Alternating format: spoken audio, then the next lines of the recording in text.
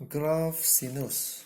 Ini adalah bentuk asas graf sinus. Y sama dengan sin X. Dalam ruang yang kita akan guna ialah selalunya 360 darjah. Dan kita tahu graf sin X itu berbentuk macam ini. Tengah dia 180 darjah dan amplitudenya ialah 1. Amplitude dia ialah 1. Sebab depan ini ialah 1. Ini kita namakan sebagai satu cycle atau satu kala. Kalau Y sama dengan A sin X, A ini bermaksud amplitude dia. Kalau Y sama dengan 1 sin X, ini ialah grafnya. Ruang yang kita pakai masih 360 darjah dan ini ialah amplitudenya ialah 1. Y sama 2 sin X, ini adalah grafnya. Amplitudenya 2. Y sama 3 sin X, ini ialah grafnya. Amplitude dia ialah 3. Dan ruang yang kita pakai, ingat, masih 360 darjah. Kes yang ketiga. Apa itu? Y sama A sin 2X. Sin 2X. Okey, A ini ialah amplitude. 2X, 2 ini bermaksud dalam 360 darjah ada 2 cycle. Satu cycle ialah dari sini sampai ke sini. Ini ialah satu cycle. Dan dari sini ke sini pula ialah cycle yang kedua. Maksudnya 360 darjah ini kamu kena bahagi 2. Kamu kena dibahagi 2 kan. Kita ada cycle yang pertama dan kita ada cycle yang kedua. Itu maksudnya 2X. Kalau sin 3X, maksudnya kita kena bahagi 360 darjah ini kepada 3 bahagian yang sama rata dan kita lukiskan 3 cycle di dalam ruang 360 darjah ini. A ini ialah amplitude. Kes keempat. Y sama dengan A sin X, modulus. Modulus ini maksudnya kita pantau tidak ada bahagian yang negatif. So, apa yang kita lihat, bahagian negatif ini dipantau ke atas. Cycle yang kita masih kita gunakan 360 darjah, bahagian negatif dipantau ke atas menjadi positif. Graf yang akhir. Y sama sin X tambah 1. Tambah 1 ini bermaksud Y sama dengan sin X ini ialah graf asal. Ruang yang kita pakai 360 darjah. Amplitudenya ialah 1. Graf ini dianjak satu petak ke atas. Sebab yang kosong tambah 1 datang ke sini. Yang 1 tambah 1 datang ke sini. Kosong tambah 1 datang ke sini. Negatif 1 tambah 1 menjadi kosong. Dan kosong tambah 1 menjadi sini. Grafnya dianjak satu petak ke atas.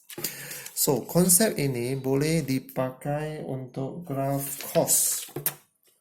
Konsepnya sama sahaja. Ini adalah graf cos. Kalau Y sama 1 cos X, maksudnya amplitude dia ialah 1. Amplitudenya ialah 2. Amplitudenya ialah 3. 3 di depan bermaksud amplitudenya.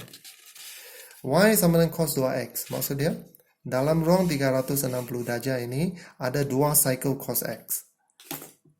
Kita tutup, kita nampak cycle yang pertama, dan kita ada cycle yang kedua. Itulah maksud cos 2X ini. A ini bermaksud amplitude. Dan yang ketiga, sama. Kalau modulus, maksudnya bahagian negatif ini dipantulkan. Dia akan menjadi positif. Inilah bentuknya. Dan yang last, tambah 1. Tolak 1. Kalau tolak 1 bermaksud graf cos yang asal ini diturunkan satu petak.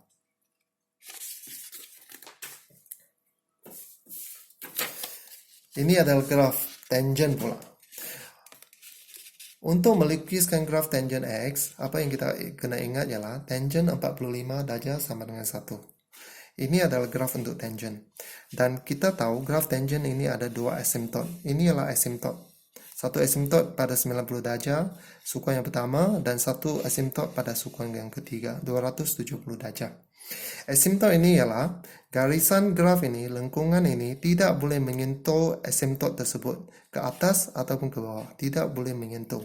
Dan tangent 45 darjah, kita tahu 45 di sini dan ini nilai dia ialah 1.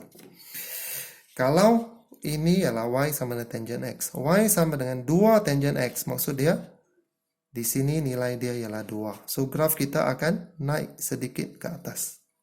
Macam ini. Akan lebih tinggi. So, ingat ini adalah satu cycle untuk graf tangent X. Soalan yang kedua. Kalau Y sama dengan modulus tangent X. Anggaplah Y sama dengan modulus 3 tangent X. Ruang yang kita pakai masih 360 darjah. Apabila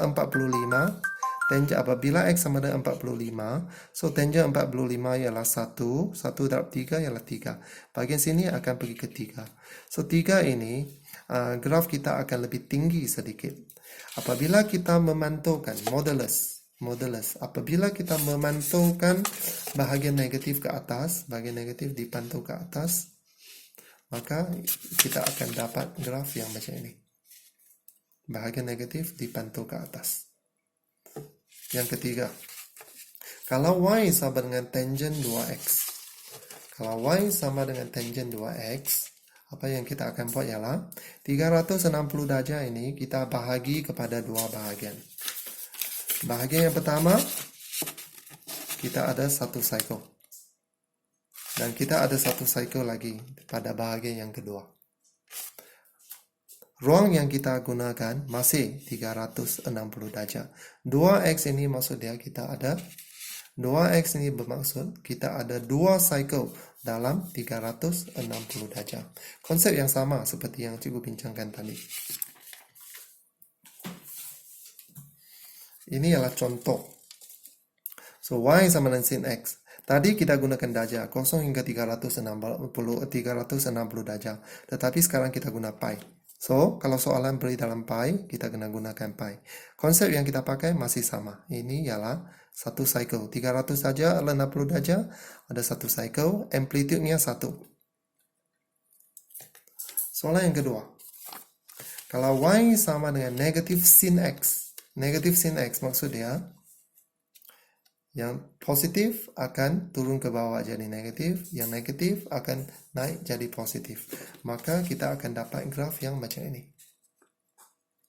Terbalik. Masih Y sama negatif sin X. Amplitude ialah negatif 1. Negatif amplitude ialah 1. Negatif maksud dia kita terbalikkan graf sin X. So, kita masih gunakan ruang 0 sampai 360 darjah. Soalan yang ketiga. Y sama dengan negatif sin X tambah 2. Tambah 2 maksud dia, kita gunakan graf yang tak asal tadi, negatif sin X tadi, kita anjakkan 2 petak ke atas. 0 menjadi 2, negatif 1 menjadi 1, 0 menjadi 2, 1 menjadi 3, dan 0 menjadi 2. Dianjakkan 2 petak ke atas. Dan ruang yang kita pakai ialah 360 darjah. Soalan yang keempat. Y sama dengan sin 2X.